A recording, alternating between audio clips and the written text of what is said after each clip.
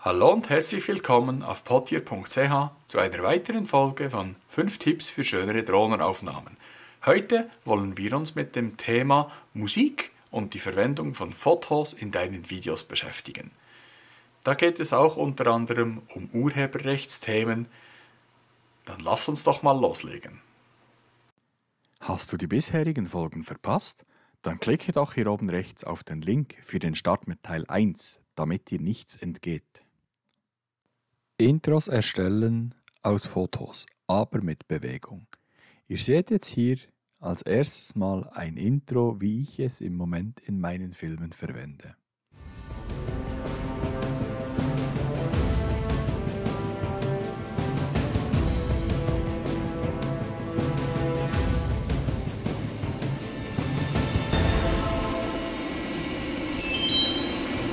System start.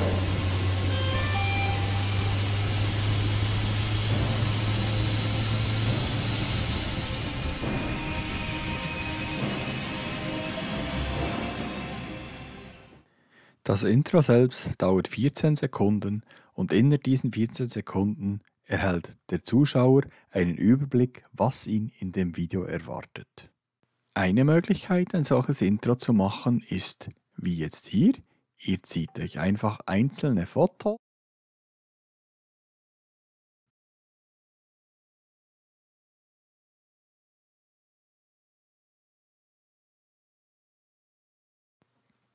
Jetzt selektiere ich alle 5 Fotos, die sind standardmäßig hier bei Magix 7 Sekunden lang und kürze die jetzt auf 2 Sekunden.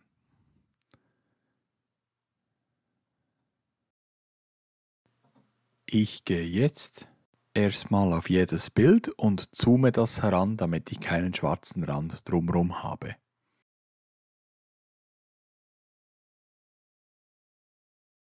Wie ihr ja im Intro gesehen habt, sind die Bilder alle animiert, also sie sind bewegt.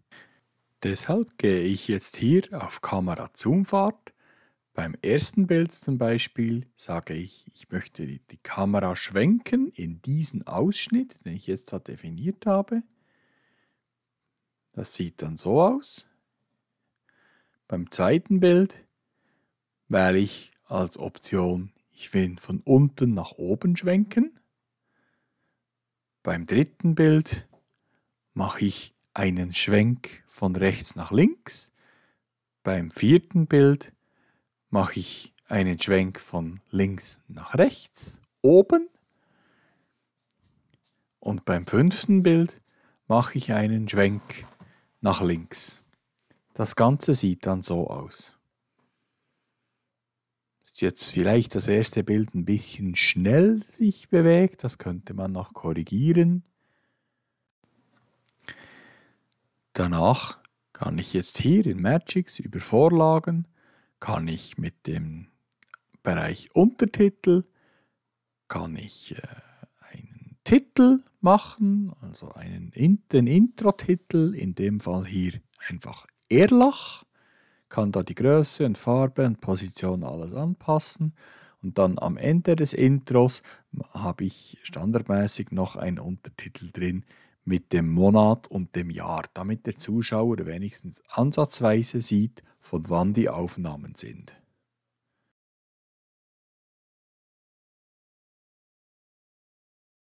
Ihr seht hier auch gut, Magix ist keinenfalls fehlerfrei. Teilweise muss ich die Einstellungen 2-3 Mal machen, bis sie dann wirklich stimmen. Jetzt hier stimmt zum Beispiel die Zentrierung überhaupt nicht, da korrigiere ich das jetzt noch von Hand. Deshalb läuft das Video, das ihr seht, auch mit dem 1,5er Zeitraffer. Nun nehmen wir aus der Musiksammlung noch irgendeinen passenden Titel, ziehen den auch rein, kürzen den entsprechend und schon sieht das Ganze einigermaßen brauchbar aus. 1, 2, 3, 4.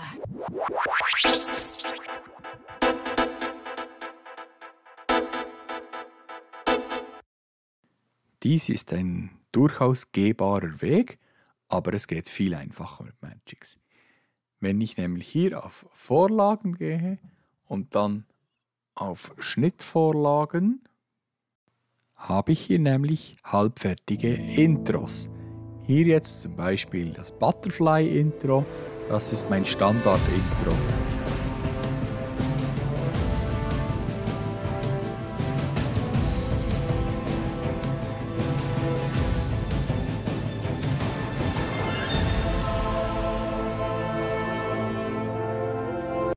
Natürlich sieht das Ganze im Demo immer viel besser aus als in Wahrheit. Wenn ich mir aber das Intro jetzt reinziehe, geht diese Ansicht auf.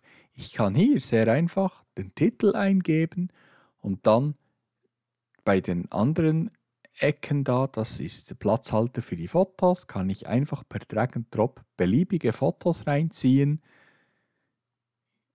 Was wichtig ist bei Magix, markiert die Fenster, weil sonst habt ihr auf einmal das Problem, dass auf allen 5 Bildern genau das gleiche drauf ist. Und ihr seht dann hier, ich kann auch noch einen Endtitel hier setzen. Das ist da, wo ich jetzt eigentlich immer Monat und Jahr reinschreibe. Und fertig ist das Intro eigentlich schon. Er fragt mich hier jetzt, ob er das zu einem fertigen Film machen soll. Ich sage ja. Und jetzt hat er mir das hier so zusammengestellt.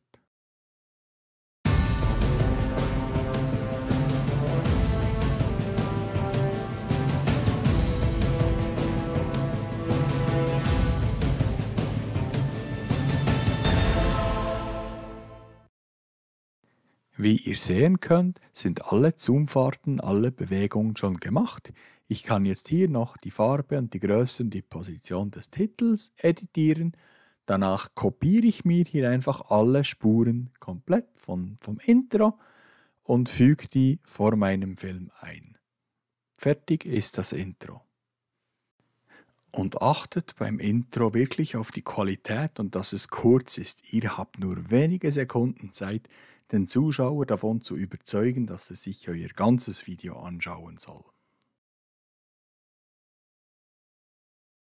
Punkt 2. Die Nutzung von Fotos in euren Videos. Der wichtigste Punkt, den ihr zuerst machen müsst, die Fotos in einem Programm eurer Wahl, in meinem Fall jetzt hier Adobe Lightroom, zu bearbeiten.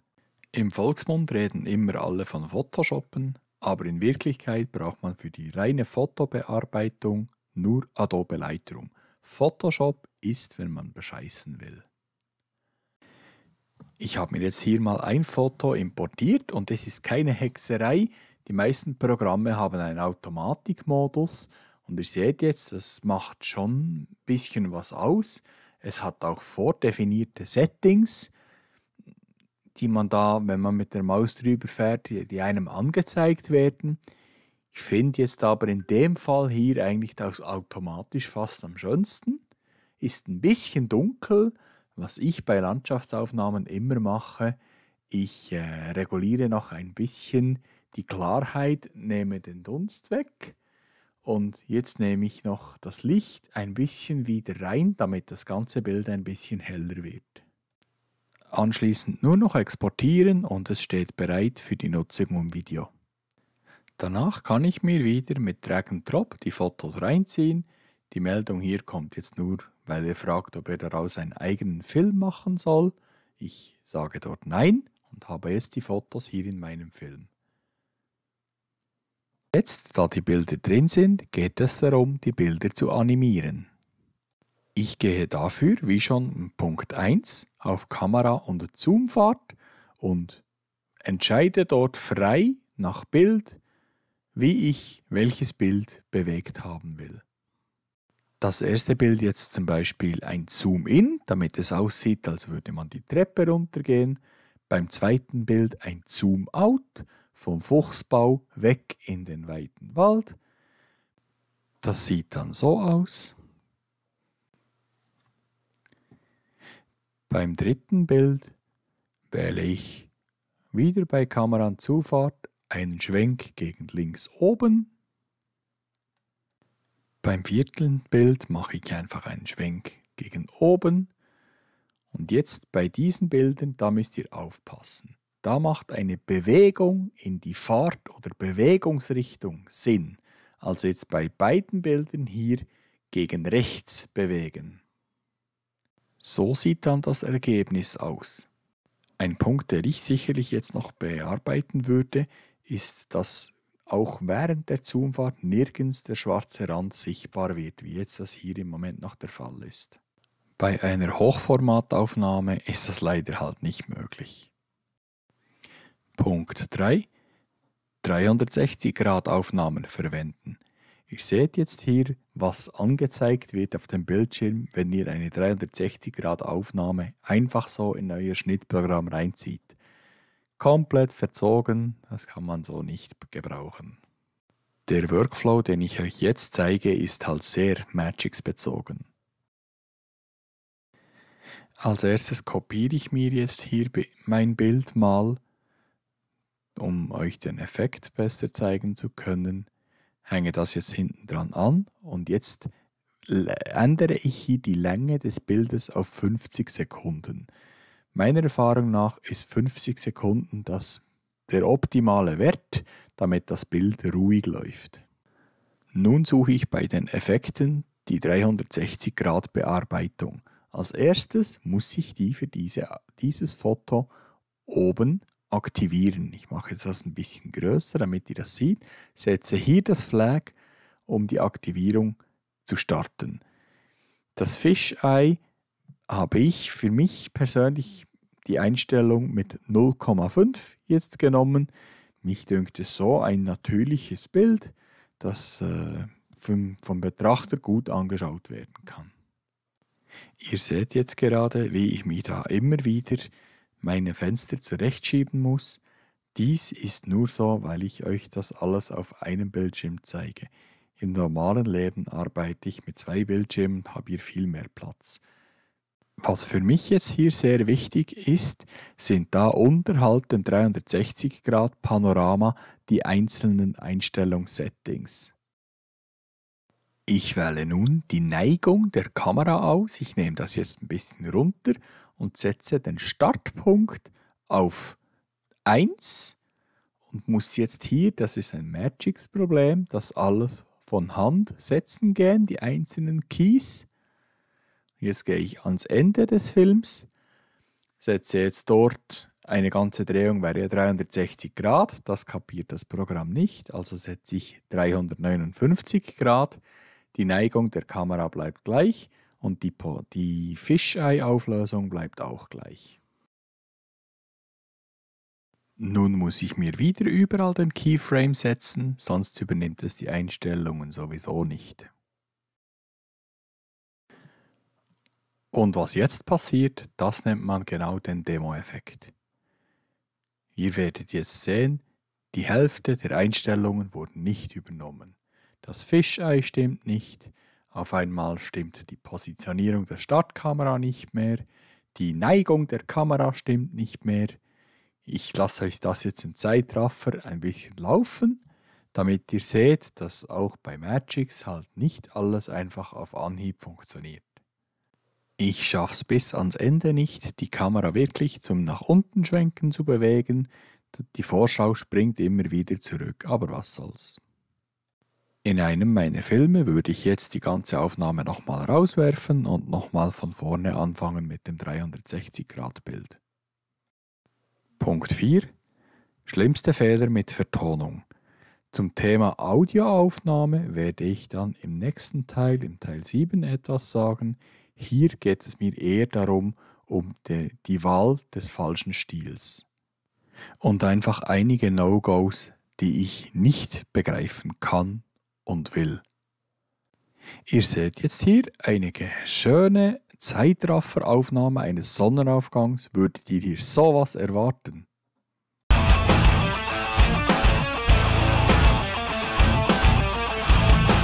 Auch wenn es ja grundsätzlich vielleicht nicht schlechte Musik ist, für dieses Video ist das eine katastrophale Wahl. Man braucht hier irgendwas Ruhiges. Es ist ja auch eine ruhige Videoaufnahme. Wenn ihr einen Actionfilm dreht, dann passt diese Musik, die ihr am Anfang gehört habt, rein. Aber nicht bei sowas Ruhigem wie dem hier.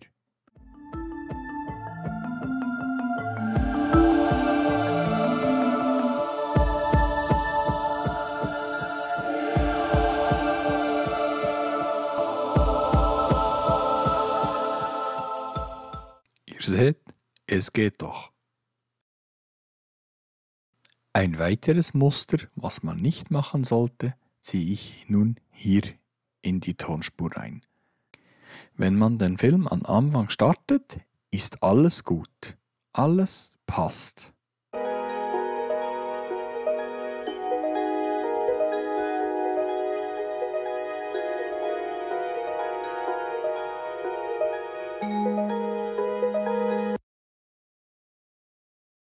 Wo bleibt die Musik? Habe ich auf Mute gedrückt? Sind meine Boxen defekt? Lieber Editor, was zur Hölle soll das? Ich treffe täglich in diversen Facebook-Gruppen genau auf solche Videos. Da frage ich mich einfach, hat der Editor seinen Film am Schluss überhaupt angeschaut? Oder geht es nur noch um das Hochladen auf YouTube? Also nehmt euch doch bitte, wenn ihr denkt, ihr seid mit dem Edit fertig, nehmt euch die Zeit, schaut den Film an. Solche Fehler sind einfach nur peinlich.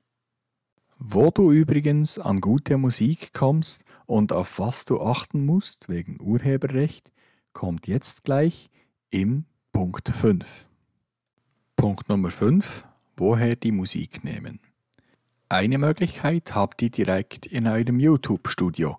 Ihr habt links den Menüpunkt Audiomediathek und darin habt ihr mehrere hundert Titel, die ihr verwenden könnt. Hinten beim Lizenztyp seht ihr, ob ihr das einfach frei for use nutzen könnt oder ob da allenfalls irgendwelche Erwähnungen zu machen sind, wer der Komponist ist oder was auch immer, das würdet ihr hinten bei Lizenztyp sehen.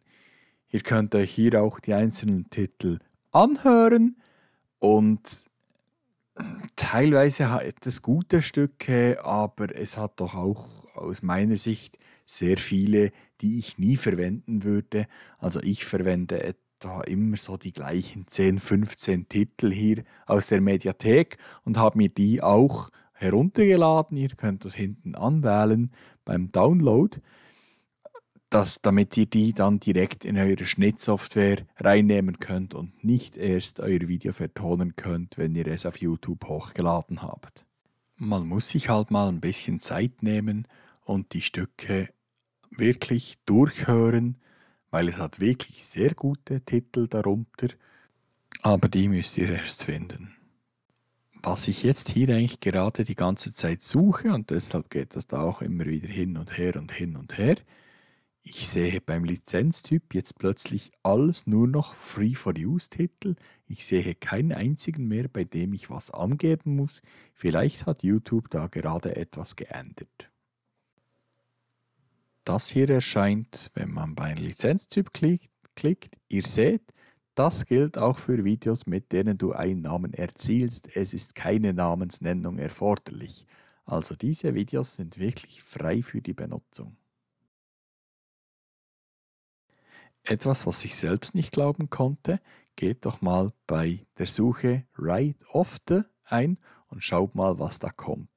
Da ist doch allen Ernstes, der Ritt der Walküren von Wagner ist hier frei für jede Benutzung. Für uns als Drohnenpilot ist der Ritt der Walküre ja schon fast ein Pflichtmusikstück.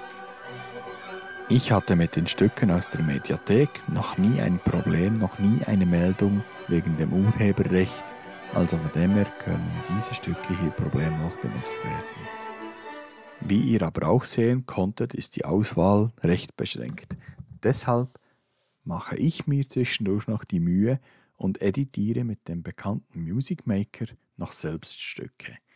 Ihr könnt darin aus einzelnen Samples ganze Musikstücke zusammenstellen.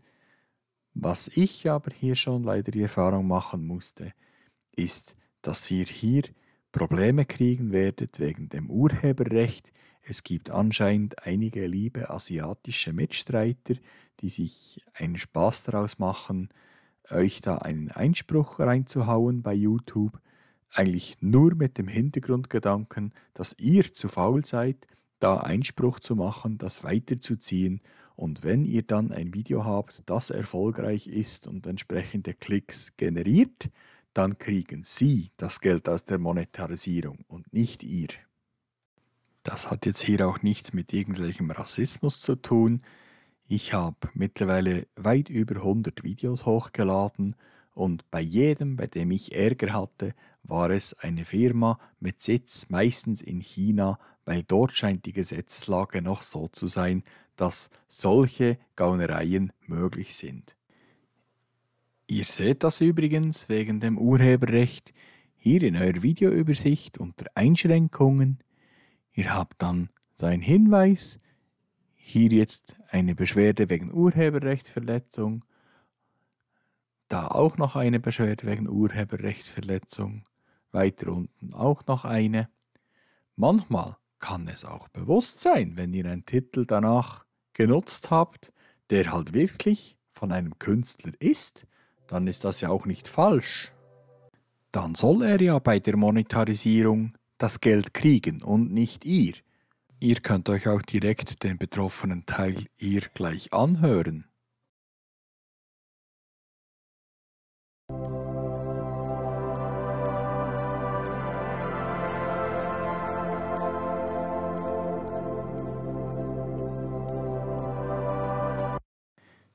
Ihr müsst die Liste übrigens immer wieder durchschauen.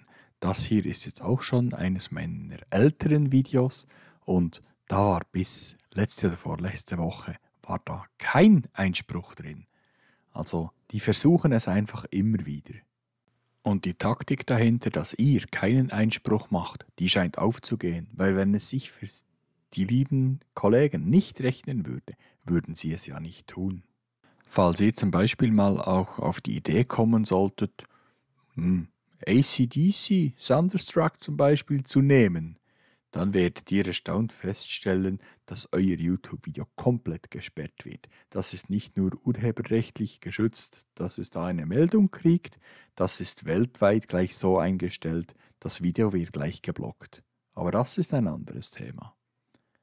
Falls ihr dann so einen Kandidat habt, bei dem ihr Einspruch machen wollt, könnt ihr auf Einspruch klicken. Es kommen dann so einige Abfragen, die noch ein bisschen so versuchen, die rechtliche Lage zu klären, wie zum Beispiel, wenn du eine CD gekauft hast, heißt du nicht, dass du das einfach gleich nutzen darfst. Auch ein Thema, dass wenn du nicht monetarisiert bist, dass du das trotzdem nicht verwenden darfst. Und dann sonst noch wegen urheberrechtlich geschützten Inhalten. Es kommen einfach etliche Hinweise und Abfragen. Bist du dir sicher? Weißt du, was du hier genau tust? Du weißt schon, wie genau das Urheberrecht aufgebaut ist und so. Mehr dazu und etwas mehr im Detail werde ich euch dann übrigens im Teil 9 vorstellen meiner Serie. Dort geht es darum, um das ganze Thematik eben Upload auf YouTube, auf was ihr da achten müsst und eben auch immer wie mehr die Thematik Urheberrecht. Wir werden dort auch zusammen einen Einspruch durchziehen. Ich bin das soweit im Hintergrund am Vorbereiten, habe ja leider genügend Muster dafür, um euch da zu zeigen, dass es bei der ersten Runde beim Einspruch überhaupt keine Hexerei ist, da Einspruch zu machen und Recht zu bekommen. Alles, was man dazu braucht, ist ein Standardtext und 30 Tage Zeit. Ich selbst habe auch Filme, bei denen ich ganz bewusst ein geschütztes Lied nehme. Ihr müsst euch hier einfach bewusst werden, dass ihr diese Videos dann nie bei der Monetarisierung haben werdet, aber in dem Fall hier war das sogar ganz bewusst so. Ich will, dass das Lied von Alex Christensen hier quasi promotet wird und er dafür die Moneten einstreicht.